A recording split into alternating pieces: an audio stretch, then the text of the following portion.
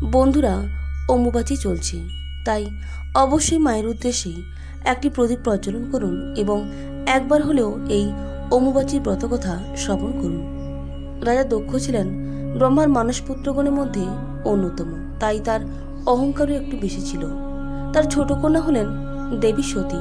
সতী রাজা দক্ষের বাড়িতে করা অনুশাসনের মধ্যে বড় হতে লাগলেন। আকাশে চাঁদ, রুদ্রাক্ষ, ত্রিশূল এইসব তার মনে ধীরে ধীরে দাগ কাটতে শুরু করল। শিবের প্রতি ধীরে ধীরে আকৃষ্ট হতে লাগলেন। দেবী সতী কিন্তু দক্ষ রাজা শিবের প্রতি এই সতীর আকৃষ্ট বা প্রেমকে খুব একটা ভালো চোখে তিনি দেখেননি। শিবের যোগী ভাব তিনি একদমই পছন্দ করতেন না, এমনকি তিনি মহাদেবকে ভণ্ড বলে মনে করতেন। এদিকে সৃষ্টির প্রবাহকে সচল রাখতে ব্রহ্মার নানান রকম ক্রিয়াকলাপ করতেন। তিনি দেখলেন মহাযোগী শিবের বিবাহ না দিলে সংসারে সচলতা আসবে না, তাই ব্রহ্মা এসে দক্ষকে সতী ও মহাদেবের বিবাহের কথা বলেন এবং বলে থাকেন আদিশক্তি এবং শিবের মিলন অনিবার্য। ব্রহ্মা ও অন্যান্য দেবতাদের কথায় দক্ষ বিবাহের রাজি হলেন। মহা ধুমধাম করে শিব ও সতীর বিবাহ হইল। স্বয়ং ব্রহ্মা বিবাহের পৌরোহিত্য করলেন। শিবের যোগী জীবনের সমাপ্ত ঘটে, সংসারী জীবনের শুরু হলো। এই বিবাহের কিছুদিন পর রাজা দক্ষ একটি যজ্ঞের আয়োজন করলেন। সেখানে ব্রহ্মা, শিব সহ সমস্ত দেবদেবী, ঋষিমুনি উপস্থিত ছিলেন। যজ্ঞস্থলে রাজা দক্ষ আসার পরে সমস্ত দেবদেবী উঠে দাঁড়ালেন, শুধুমাত্র শিব এবং ব্রহ্মা ছাড়া। ব্রহ্মা হলেন সৃষ্টিকর্তা, জগতের পিতা, তিনি উঠে দাঁড়াবেন না, এটাই স্বাভাবিক। কিন্তু রাজা দক্ষের জামাই হিসেবে শিব উঠে না দাঁড়ালে এতে রাজা দক্ষ খুব ক্রোধান্বিত হলেন। এই যজ্ঞের বেশ কিছুদিন পর রাজা দক্ষ আরো একটি যজ্ঞের আয়োজন করেন। সেই যজ্ঞটি ছিল বৃহস্পতির স্তব যজ্ঞ। ত্রিলোকের সকল দেবদেবী, ঋষি মুনি সকলকেই এই যজ্ঞের নিমন্ত্রণ পাঠানো হলো, শুধুমাত্র কৈলাসে ছাড়া।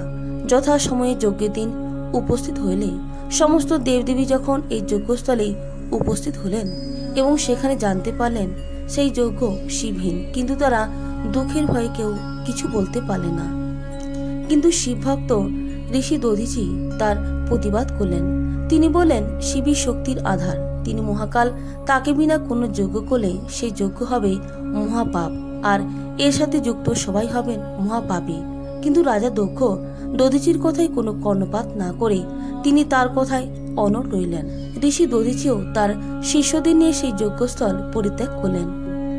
অন্যদিকে কৈলাসে শিব এবং সতীর মধ্যে বাক বিতণ্ড হতে লাগলো। সতী সেই যজ্ঞেতে যাওয়ার জন্য শিবকে বলতে লাগলেন, কিন্তু শিব বললেন যেখান থেকে কোনো নিমন্ত্রণ আসেনি সেখানে তিনি কিভাবে যাবেন। তখন সতী বললেন, বাবার বাড়ি যাব, এর জন্য নিমন্ত্রণ কিসের আছে? এত বড় যজ্ঞ হয়তো বাবা এখানে নিমন্ত্রণ করতে ভুলেই গেছেন। বাক বিতণ্ডের অনেকক্ষণ পর শিব সতীকে সেখানে যাওয়ার জন্য অনুমতি দিলেন, কিন্তু নিজে কৈলাসে রয়ে গেলেন। এরপর রাজা দক্ষের যজ্ঞস্থলে যখন দেবী সতী পৌঁছলেন, সেখানে দেবী সতীকে দেখে দক্ষ রাজা ক্রোধান্বিত হলেন। বিনা নিমন্ত্রণে আসার জন্য পিতার এরকম আচরণ দেখে সতীমা বললেন যে নিজের বাবার বাড়িতে আসবো, নিমন্ত্রণ কিসের প্রয়োজন? তখন রাজা দক্ষ বললেন, বিবাহের পূর্বে যখন তুমি এখানে ছিলে তখন তোমায় খুব যত্ন সহকারে রাখতাম, কিন্তু বিবাহের পর তুমি কৈলাসে গিয়ে যোগী সন্ন্যাসীর কাছে থাকতে লেগেছ।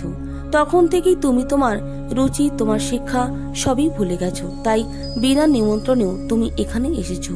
আর ওই ছাইমাখা কৈলাসবাসিনী শিবকে তিনি জামা হিসেবে মানেন না। সর্বসাধারণের সামনে তার স্বামীর এরকম অপমান সহ্য করতে না পেরে দেবী সতী ওই যজ্ঞের আগুনে নিজের জীবন বিসর্জন দিলেন। দেবী সতীর এই আহুতিতে ত্রিভুবন কেঁপে উঠল, কৈলাসে আগুন জ্বলে উঠল। মহাদেব তখন ক্রোধে নিজের জটা থেকে এক টুকরো ছেড়ে মাটিতে নিক্ষেপ করল এবং সেখান থেকে দু ভাগ হয়ে উৎপন্ন হলো বীরভদ্র এবং ভদ্রকালী। মহাদেব তখন তাদের আদেশ দিলেন রাজা দক্ষের যজ্ঞের বিনাশ ঘটাতে এবং দক্ষের প্রাণ হরণ করতে। সেই কথা মতোই বীরভদ্র এবং ভদ্রকালী দক্ষের রাজত্বে আক্রমণ করল। তাদের সাথে রাজা দক্ষের সৈন্যদের যুদ্ধ শুরু হয়ে গেল। অন্যদিকে ঋষি ভৃগু তার যজ্ঞ বলে শৌর্যশালী সমস্ত যোদ্ধা উৎপন্ন করলেন, কিন্তু কোনো যোদ্ধাই বীরভদ্র এবং ভদ্রকালীর কাছে পেয়ে উঠলেন না। খড়গ দ্বারা বীরভদ্র সবার মস্তক ছিন্ন করতে লাগলেন এবং মহাকালী সেই রক্ত পান করতে লাগলেন। তখন সেই স্থান থেকে সমস্ত দেবতারা পলায়ন করল। অন্যদিকে যজ্ঞ শুরু হওয়ার আগে ভগবান বিষ্ণু রাজা দক্ষকে যজ্ঞ সম্পূর্ণ হওয়ার জন্য তিনি তাকে সাহায্য করবেন বলেছিলেন। সেই কথা মতো তখন রাজা দক্ষ ভগবান বিষ্ণুর কাছে সাহায্য চাইলেন। বিষ্ণু মহাদেবের এইরকম অপমানের কথা শুনে রাজা দক্ষকে ভর্ৎসনা করলেন, কিন্তু ভক্তের কাছে তার দেওয়া কথা রাখার জন্য বিষ্ণু তার সমস্ত দূতদের পাঠালেন। শিবদূত এবং বিষ্ণুদূতের মধ্যে যুদ্ধ বেঁধে গেল, কিন্তু কোনো মতেই শিবদূতদের তখন পরাস্ত করা যাচ্ছিল না। তখন ভগবান বিষ্ণু স্বয়ং তিনি নিচে এসে বীরভদ্রকে থামানোর জন্য তার সুদর্শন চক্র ছাড়লেন। তখন আকাশ থেকে দৈববাণী হলো যে মহাদেবের শিষ্যরা অপরাজয়, কিন্তু সেই সুদর্শন চক্র স্বয়ং মহাদেবের সৃষ্টি বীরভদ্রে কিছুই করতে পারল না। বিষ্ণুরাও সেই স্থান পরিত্যাগ করলেন এবং এরপর বীরভদ্র সেই যজ্ঞস্থলে উপস্থিত হয়ে রাজা দক্ষের মস্তক ছিন্ন করে সেই আগুনের মধ্যে ফেলে দিলেন। তারপর বীরভদ্র ও ভদ্রকালী তারা শান্ত হলেন। এরপরে মহাদেব সেই যজ্ঞস্থলে উপস্থিত হলেন এবং দেবী সতীর দেহ নিয়ে তিনি তাণ্ডব নৃত্য শুরু করলেন। এতে ত্রিভুবন প্রায় ধ্বংসের মুখেই চলে যাচ্ছে। এরকম দিকে ভগবান বিষ্ণু তার সুদর্শন চক্র দিয়ে সতীমার দেহকে 51টি খণ্ডে বিভক্ত করলেন এবং এই মর্তের মধ্যে যে সমস্ত জায়গায় এই 51টি খণ্ড পতিত হলো সেই সমস্ত জায়গায় মোট 51টি সতীপীঠ গড়ে উঠল। মাতা সতীকে হারানোর পর মহাদেব আবার মহাযোগী হয়ে উঠলেন। মহাদেবের বহুকাল ধ্যানের পর এরপর আবার হিমালয়ের কন্যা মাতা পার্বতীর সাথে শিবের পুনরায় বিবাহ হলো। এই ছিল আজকের ভিডিওর মূল আলোচ্য বিষয়বস্তু।